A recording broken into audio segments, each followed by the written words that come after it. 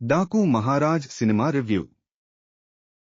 Civil engineer Sitaram ఎందుకు క్రూరమైన డాకు అయ్యాడన్నది, ఎందుకు మహారాజ్ అని కీర్తించబడుతున్నాడు, చిన్న అమ్మాయితో అతనికి ఉన్న అనుబంధం, ఆమెను కాపాడటానికి అతను గతంలో చేసిన ప్రయత్నాలు ఈ కథలో ప్రధానాంశాలు. అదనంగా, అతని జీవితాన్ని మార్చిన సామాజిక సమస్యను కూడా కథలో ప్రస్తావించారు. డాకు మహారాజ్ చిత్రంలో నందమూరి బాలకృష్ణ రెండు విభిన్న రూపాల్లో కనిపించారు. మొదటిది ఆయన సాధారణ బాలయ్య లుక్, అందులో స్టైలిష్ టచ్ మరియు వయసుకు తగిన కాస్ట్యూమ్లతో మెరుగైన ప్రదర్శన ఉంది. ఇది ఆయన వయసుకు అనుగుణంగా ఆకర్షణీయంగా కనిపిస్తుంది. అయితే ప్రధాన డాకు లుక్ మిశ్రమ స్పందనను రేకెత్తిస్తుంది. డాకు మహారాజ్ వంటి టైటిల్ పాత్రకు బాలకృష్ణ రెండు పాత్రలలోనూ తేలికగా నటనను ప్రదర్శించారు. అయితే ఓ భావోద్వేగ సన్నివేశంలో, ఒక చిన్న పాపను కోల్పోయిన ఘట్టాన్ని వివరించే సమయంలో ఆయన వణుకుతున్న స్వరం ప్రేక్షకులను కదిలించేలా చేసింది. ఈ సన్నివేశంలో ఆయన నటనా నైపుణ్యం ప్రతిఫలించింది. మొత్తంగా డాకు మహారాజ్ బాలకృష్ణ మంచి చిత్రాల శ్రేణిలో చేరింది. వయసుకు తగిన చిత్రం కావడంతో పాటు అనూహ్యమైన అంచనాలను అందుకుంటూ ఆయన ఫిల్మోగ్రఫీలో మరొక అదనంగా నిలిచింది.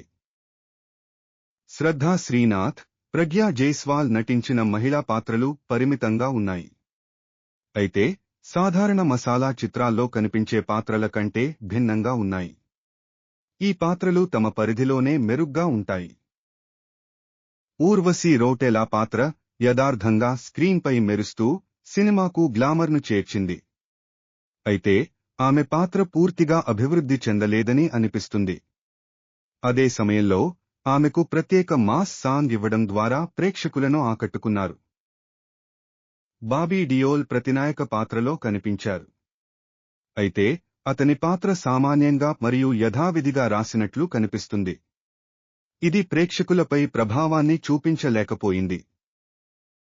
బాబీ కొల్లి దర్శకత్వంలో రూపొందించిన డాకు మహారాజ్ ఒక సామాజిక సేవకుడిగా ఉన్న ఇంజనీర్ నుంచి శక్తివంతమైన డాకు అయ్యే సాధారణ కథను ప్రతిపాదించింది. అయితే ఈ కథకు కొత్తదనాన్ని ఇచ్చే కథనం మరియు స్క్రీన్ ప్లేలో లోపం స్పష్టంగా కనిపిస్తుంది. మొదటి భాగం ఆసక్తికరంగా ఉంటూ ఇంటర్వెల్ వరకు మంచి గమనాన్ని కలిగిస్తుంది.